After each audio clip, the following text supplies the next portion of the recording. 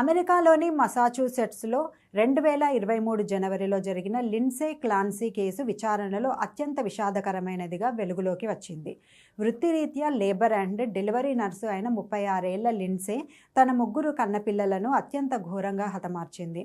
ప్రస్తుతం ఈ case court విచారణ తుది దశకు చేరుకుంది.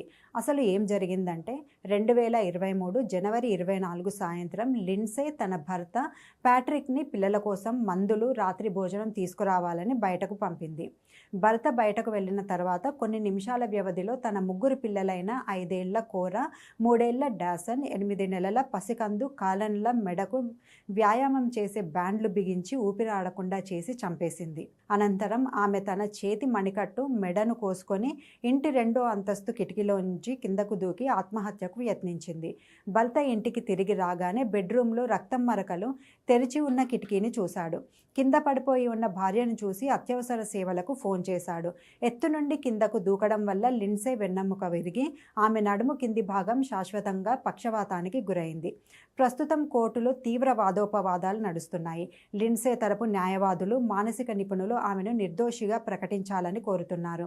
3వ కాన్పు తర్వాత ఆమె తీవ్రమైన ప్రసవానంతర సైకోసిస్తో బాధపడిందని వారు చెబుతున్నారు. ఆమెకు లేని గొంతులు వినిపించేవని, ఒక మగ గొంతు తనను, పిల్లలను చంపమని ఆదేశించడం వల్లే ఆమె అలా చేసిందని, ఆ సమయంలో తనకు ఏం చేస్తున్నానో తెలియకే స్పృహ లేదని మానసిక వైద్యులు కోర్టులో సాక్ష్యం చెప్పారు. ఘటనకు ముందు ఆమె డైరీ, ఫోన్ నోట్స్లో తను తీవ్ర ఆందోళన, నిద్రలేమితో బాధపడుతున్నట్లు రాసుకుంది. మరోవైపు ప్రభుత్వ న్యాయవాదులు దీనిని తీవ్రంగా వ్యతిరేకిస్తున్నారు.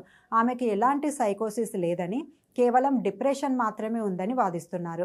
ఆమె పక్కా ప్లాన్ ప్రకారమే భర్తకు దూరం, సమయం లెక్కగట్టి బయటకు పంపిందని ప్రాసిక్యూటర్లు నిరూపించే ప్రయత్నం చేస్తున్నారు. డిజిటల్ విశ్లేషణలో ఆమె ఘటనకు 5 రోజుల ముందు తన ఫోన్లో పోస్ట్ పార్టం సైకోసిస్ లక్షణాలు ఏమిటి, భ్రమలు అంటే ఏంటి అని గూగుల్లో శోధించినట్లు ఆధారాలు చూపెట్టారు.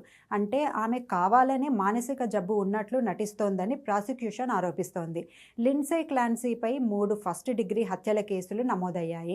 ఒకవేళ కోర్టు ఆమెను దోషిగా తేల్చితే ఆమెకు పరోల్ లేని జీవిత ఖైదు పడే అవకాశం ఉంది. ఒకవేళ మానసిక స్థితి సరిగ్గా లేకపోవడం వల్ల నేరానికి బాధ్యురాలు కాదని కోర్టు భావిస్తే ఆమెను జైలుకు కాకుండా ప్రభుత్వ మానసిక వైద్యశాలకు తరలిస్తారు.